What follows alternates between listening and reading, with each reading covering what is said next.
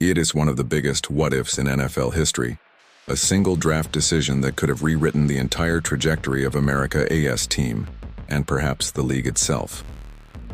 Because in 1998, sitting at pick number 8, the Cowboys had the chance to take one of the most electrifying talents football had ever seen, a 21-year-old wide receiver out of Marshall with impossible speed, unreal hands, and a fire that couldn't be contained.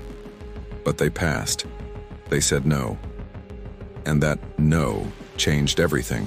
Let's rewind to that fateful spring. The Dallas Cowboys of the late 90s were a shadow of their early decade dynasty. The Aikman, Emmitt, Irvin trio, once untouchable, was aging, bruised, and slowly slipping from the mountaintop. The locker room that had once been full of swagger now carried tension and wear. And in the 1998 NFL Draft, Dallas needed a spark, someone who could reignite the fire that had burned through the league in the early 90s. Randy Moss was that spark. But off-field rumors, whispers about his attitude and college troubles, scared off the Cowboys' front office. Owner Jerry Jones, haunted by years of locker room drama, hesitated. The team wanted to restore its clean image after controversies that followed its dynasty years. So, when Moss's name was on the board, the Cowboys blinked. They drafted defensive end Greg Ellis instead. The Vikings pounced, taking Moss at 21, and the rest is history. But what if Jerry Jones had listened to his gut, that relentless instinct for star power, and said yes? What if the Cowboys had taken Randy Moss? The year is 1998. Moss arrives in Dallas, a 6'4" rookie with a chip on his shoulder the size of Texas. From day one, he turns heads at training camp. Troy Aikman, the calm general of the Cowboys offense, sees something in him immediately. The kid's different. He's fast, he's tall, he's explosive, and he doesn't care about fame.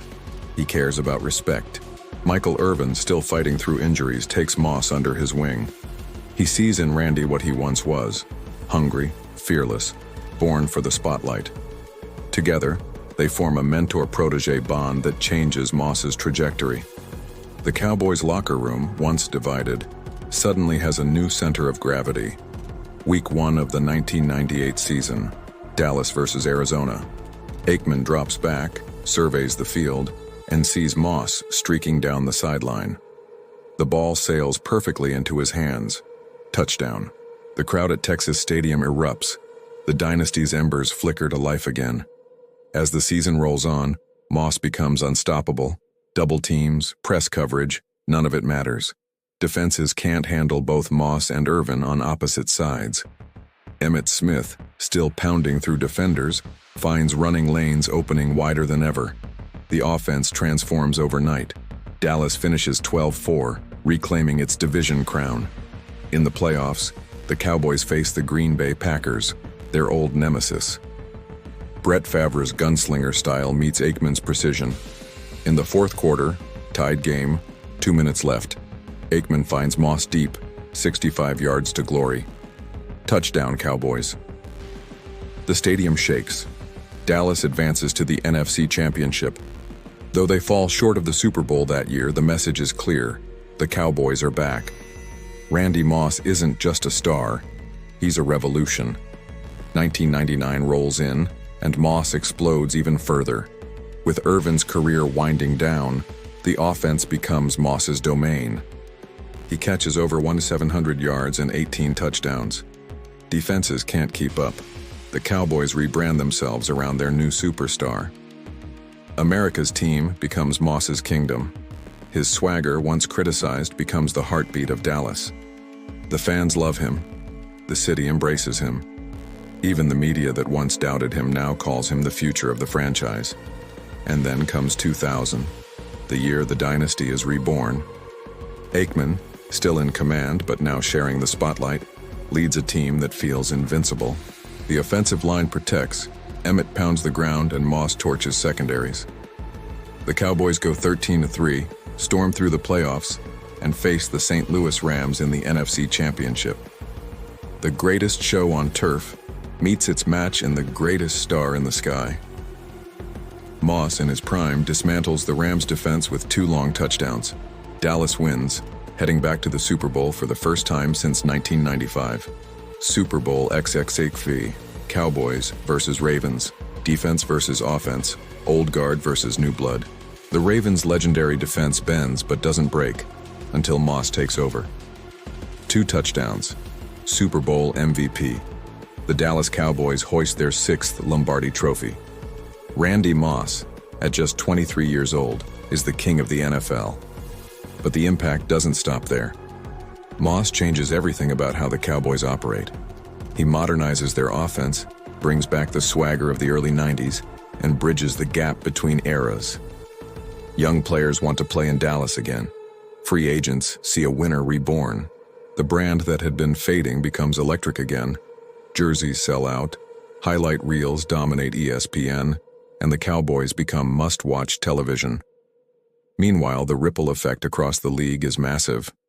The Minnesota Vikings, without Moss, lose their offensive explosion. The Patriots, years later, never get the chance to pair Tom Brady with Moss in 2007, meaning that historic 18-1 season never happens. Brady's numbers, his GOAT legacy, even his motivation, shift subtly. The league's offensive evolution slows down, because Moss AS vertical dominance stays rooted in Dallas AS traditional playbook instead of spreading across multiple systems. In this reality, Jerry Jones's Cowboys remain relevant through the early 2000s. When Aikman retires, the team drafts his successor, maybe someone like Drew Brees or even Tony Romo, who steps into a system already built for greatness. Moss, entering his late 20s, mentors the next generation. His reputation, once marred by critics, transforms into one of leadership. The diva receiver narrative never takes hold. Instead, he's seen as a warrior who saved the star. By 2004, Moss and the Cowboys have added 2 more Super Bowls. He's at the peak of his powers, 6 straight Pro Bowls, record-breaking stats, and an aura that makes defensive coordinators lose sleep. The Cowboys' legacy evolves beyond their 90s dynasty. Now, they are the team that owned both decades, the 90s and 2000s, with Moss as the bridge. And the cultural ripple? Enormous. The Cowboys become the league's rock stars again. Moss and the star logo are inseparable. Posters, ads, sneakers, video games. He's everywhere. The straight cash homie swagger becomes a brand, not a scandal. The NFL, learning from Moss's success in Dallas, changes how it views outspoken stars. Instead of trying to suppress their personality, the league leans into it. The early 2000s become an era of showmanship, players celebrating, fans connecting, football becoming entertainment again. In the end, Moss's career arc transforms.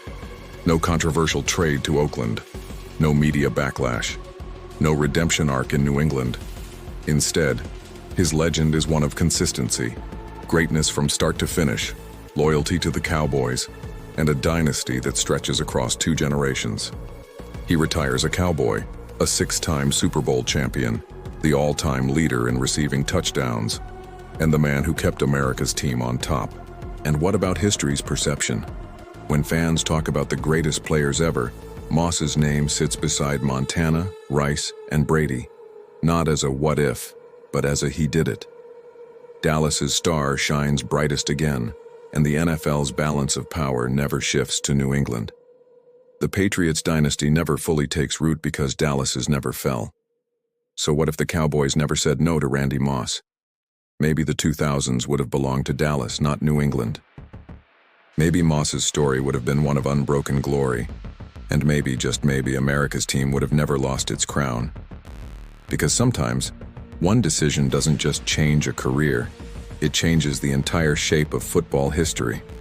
Because if the Cowboys said yes to Randy Moss, the dynasty never dies.